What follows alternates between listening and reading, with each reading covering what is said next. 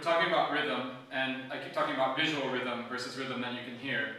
But I think part of having a visual rhythm, of course, you have to have a rhythm to start with. And of course, part of a rhythm is you can hear it if you want to in certain cases. So for now, we're going to practice rhythm in such a way that we can hear it. Again, for me, that's not the end point of juggling. I don't think juggling is music. I think juggling is juggling. I think juggling and music can be combined. I think juggling can make sounds that you can combine with music.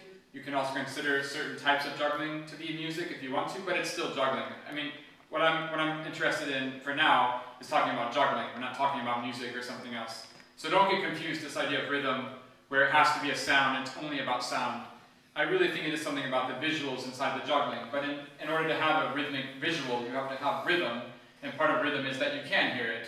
And that's a really good way to test to see if your rhythm is working or not.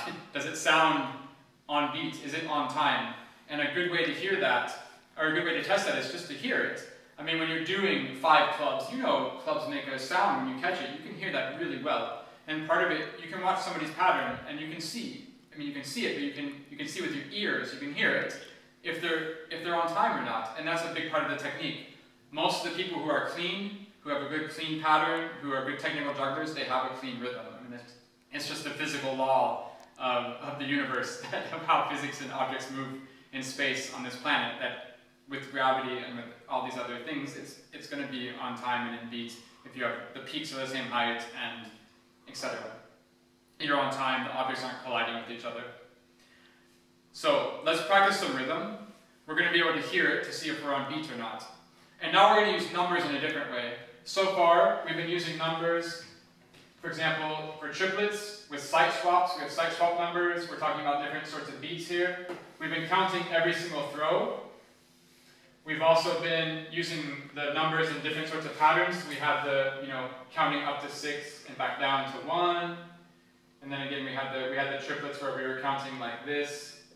But now, we're just going to count in a very organic way. So this has no structure. It's only to talk to you about how we can organize what we're doing with our body with the juggling. So it's very basic. There's no notation system. It's not based on anything musical. But we're just going to count, first of all, we're going to count to 2. So we're going to go 1, 2, then we're going to go 1, 2, 3, and then 1, 2, 3, 4. But I'm not trying to make any sort of system of numbers to organize the juggling in a very systematic way. I'm just being practical for now. I wanted to point that out because we use numbers in lots of different ways with juggling, but we don't have very clear language of which kind of numbers we're using. So when I start talking about a 3, maybe you think I'm talking about a sight swap. Maybe you think I'm talking about a triplet. Maybe you think I'm talking about a top of a step of a level of a pattern of numbers we made. Now I'm just saying we're doing moves. We're moving things, we're moving a ball, we're moving our body, and number 3 is going to represent a thing, an action. So I just wanted to point this out. In juggling, we don't have a clear system of how we organize numbers or language. And that's why I have to say this now to be a bit more clear. But you can just follow along with me. What we're going to do is put the ball in one hand, and the other hand is you're going to hit your leg when you throw, and this is going to be in a 2-beat rhythm. And let me show you first, and then you can try with me. So it's just going to look like this. We're going to go 1, 2. And again, when I throw, it's when I hit. It's not throw, hit, catch. It's together and then catch. And if I just loop it, it's going to go 1, 2, 1, 2, 1, 2. You can just try that along with me. So we have 1, 2, 1, 2, 1, 2, 1, 2, 1, 2. Good. 1, 2. Perfect. 1, 2, 1, 2. Hit, catch, hit, catch, hit, catch, hit, catch. Great. Okay, stop. That's great. So now, that's just what the 1, 2 is going to represent. Now we're going to go on to 1, 2, 3, and it looks like this. I keep the same thing that I just did, so I have the throw and the hit at the same time. I'm hitting with the hand that's going to catch. I throw with the other hand. But then after I throw, and after I hit at the same time, my throwing hand is going to hit my leg before I catch. That's going to add an extra beat. So we have 1, 2, 3. So before, just to be really perfectly clear, we had the catch on 2, but now we're adding a hit on 2. It means means the catch gets shifted over to 3. So now we can't even start to talk about that a 2 represents the catch, just to say. I can't say, okay, number 2, on 2 we're going to catch, because we're not catching on 2 here. We're hitting our leg on 2. This is just an order, a series of events. So for the 1, 2, 3, it's going to look like this. I'll show, and then you can join me. It's going to go 1, 2, 3, 1, 2, 3, 1, 2, 3. And before we try together, I can say that when we loop these, we want to keep in time. The same thing that we all did together perfectly with the 2, we have 1, 2, 1, 2. The clock kept ticking. We weren't like this. 1, 2. Okay, now what are we going to do next? Oh, let's do it again. Okay, 1, 2. Oh, I'm going to do it again, one more time. 1, 2. And then this rhythm isn't consistent. So we're going to have a consistent internal rhythm. Again, we don't have 3 balls. That forces, naturally makes us throw the next beat. We're kind of forcing it from the outside, or from our internal, desire to keep going on beats. It's the same thing now when we do the 3 beats. We go 1, 2, 3, 1, 2, 3, 1, 2, 3. And the hard part is getting the 1 to be on beat. It's very easy to go 1, 2, 3, 1, 2, 3, 1, 2, 3, and have that pause. But there's no reason for it other than, we just don't know what's coming next, so we have to think for a second. So let's just try to keep the 1 on the beat. I'll start, I'll start, and then you can join in. And my piece of advice is, if you get lost, always just come on the 1. Just come in on the 1, right? So if you're lost, just try to find the 1 with the throw, because that's always going to be 1. So we have this 1 going on. But let's try it out. It's not going to be too hard. Here we go. We're going to go 1, 2, 3, 1, 2, 3, 1, 2, 3, 1, 2, 3, 2, 3, 1, 2, 3, 1, 2, 3. Hit, catch, hit, catch, hit, catch, hit, catch.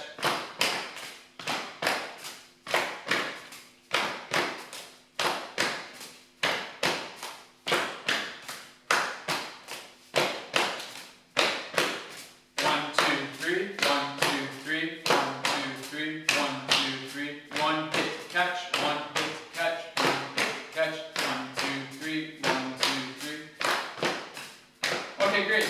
So let's move on to the next series. We're going to do 1, 2, 3, 4. And to do 1, 2, 3, 4, we're going to do the same thing as 1, 2, 3, but we're just going to add a 4th beat. And it looks like this. I'm going to go 1, 2, 3, 4. And that's going to be the pattern. And it loops. It looks like this. 1, 2, 3, 4. 1, 2, 3, 4. 1, 2, 3, 4. 1, 2, 3, 4. And again, it's just hard to be on beat at the next time when it loops. So you can go 1, 2, 3, 4, but then you can't forget that the 1 comes right after that. So 1, 2, 3, 4, 1. That has to be in time. But let's try it out. The juggling is really easy, right? The juggling technique is nothing. It's throwing 1 ball. And you did really good on 1, 2, 3. We don't change that. We're just going to add the foot. So again, I can start, and then you can join in. 1, 2, 3, 4. 1, 2, 3, 4. 1, 2, 3, 4. 1, 2, 3, 4. 3, 4, 1, 2, 3, 4, 1, 2, 3, 4, 1, 2, 3, 4, 1, 2, 3, 4, 1, 2, 3, 4, 1, 2, 3, 4, good. 4, 1, 2, 3, 4, 1, 2, 3, 4, 1, 2, 3, 4, 1, 2, 3, 4,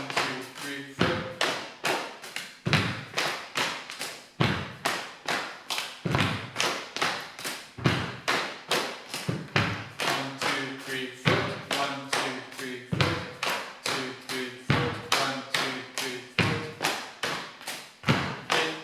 Catch foot, hit, catch foot, hit, catch foot, hit, catch foot. Foot, 4, 4, 1, 4, 1, 4, 1, 4, 1, 2, 3, 4, 1, 2, 3, 4. Okay, good. So now what we're going to try to do is we're going to try to juggle the 3 patterns that we learned now in sequence. So we're going to count 1, 2, 1, 2, 3, 1, 2, 3, 4. And that's all going to be in rhythm. And if I just break this down technically, what's going to happen is 1, 2, so it's a hit at the same time as a throw and then a catch. Then it's a hit, catch, and then hit, catch, foot. And again, for now, because we don't have a clear system, a clear idea instead of juggling with language and numbers and words, it doesn't matter if you count 1, 2, or if you say hit, catch. It's the same thing for now, right? So different people learn in different ways. It's totally fine. You can say either in your mind if you want to say 1, 2, or you can say hit, catch. It's the same thing. It doesn't matter. However works best for you, or a combination of those. You know, hit, catch, foot totally works. If you need to say foot instead of 4, it doesn't matter. If I try to show this in sequence, 1, 2, 1, 2, 3, 1, 2, 3, 4, and then remember, after you do the 4, it's going to come back to the 1, and that's the hard thing to beat on beats. So it's going to go like this: 1, 2, 1, 2, 3, 1, 2, 3, 4, 1, 2, 1, 2, 3, 1, 2, 3, 4, 1, 2.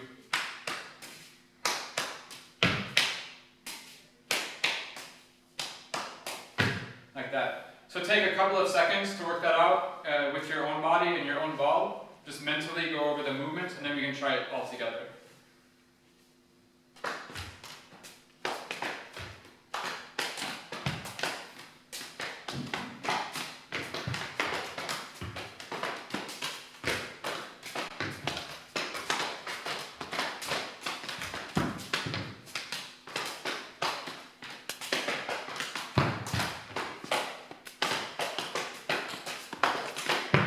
Okay, let's try it together. We'll just jump in and give it a try. Again, these things aren't natural or easy, at least they weren't for me. Especially rhythm was really hard for me. It's still really hard for me. And I still have to practice it a lot to be able to do any of this. But it's like everything else. It's not going to get easier if you wait. It doesn't really get easier to try the whole thing mentally. You know, it's a physical exercise as well. So I know we're going really fast together, but there's something about this idea of pushing faster than we think we can go. I think you can do more than limiting yourself and holding yourself back and saying, oh, I'm not ready yet, wait, I need to figure out what was the hand first. No, come on. We did all the patterns together, we can do it, we just have to suffer a little bit and then it's going to work. So might as well suffer sooner than later. Here's my piece of advice. Again, the one thing that we do have consistent in terms of our numbers of what they represent is always the 1. Right? It's always going to be the hit and the throw at the same time. So if you get lost, just come in always on the 1. I'm going to try to count out loud, and if you get lost, just try to listen for the 1. And come in on the 1 and build it up slowly. It's totally fine if you get lost, that you're just going to go 1, 2, 1, 2, 3, 1, 2, 3, 4. You can do those movements, that's enough, right? And as you get more comfortable, then you can jump back in and try to do all the movements. But for now, we're going to try to do this all together and to keep going. Just always try to find the 1 so we don't stop. I'll start and you can join in when you want. I'll try to do it at a good speed that's slow but not too slow. Let's see.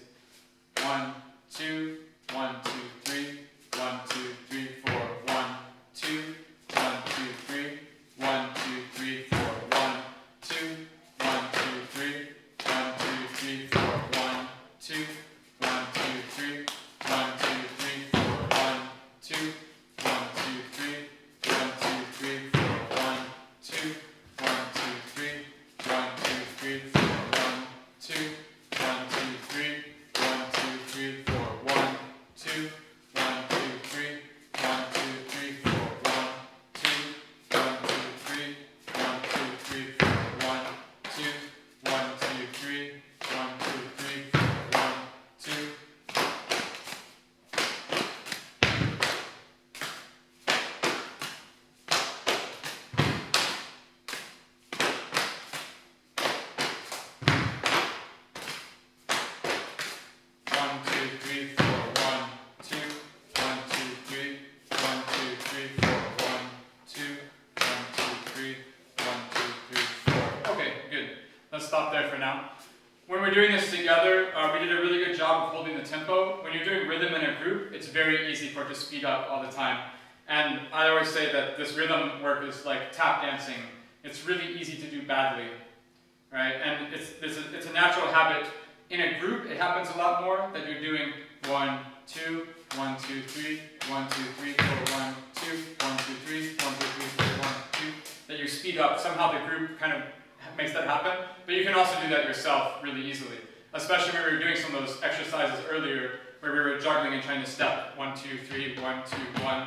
Those things kind of can speed up as well. So it's better for you to sit back on the beat and be a little bit, not late, but as late as you can on the beat and still be on time, than rather to be early.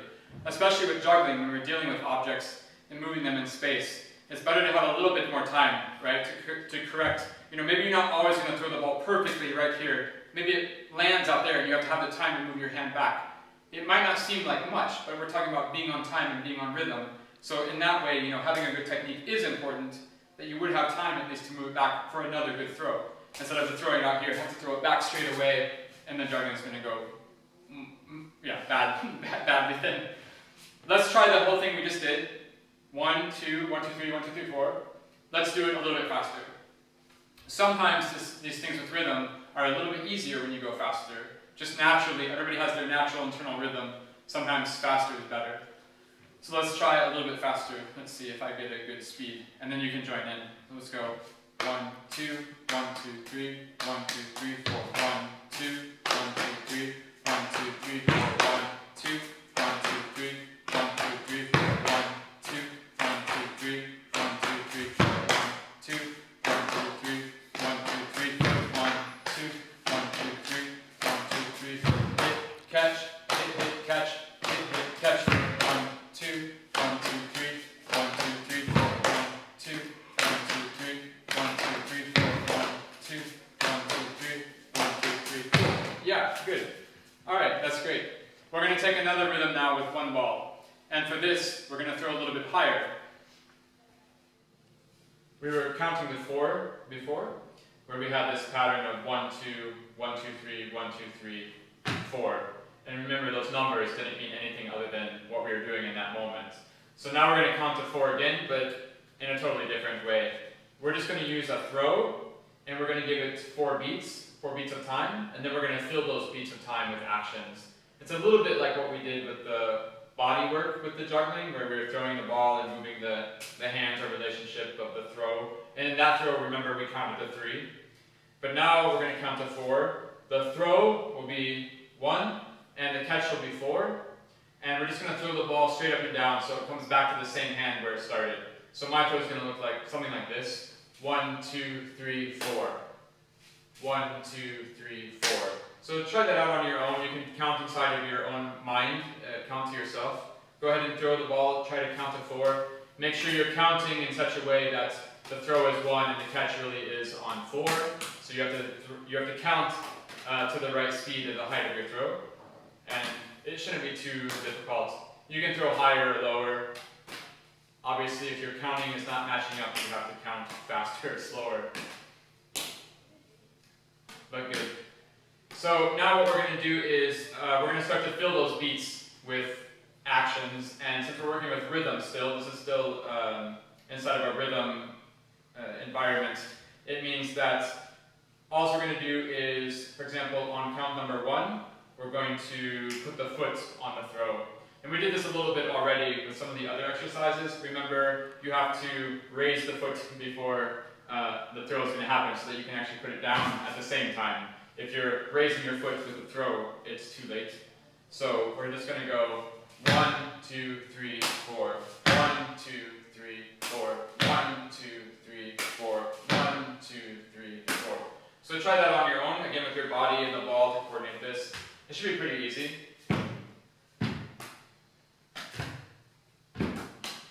And if you can, then just keep it in a steady beat to your own timing. You can count inside your head.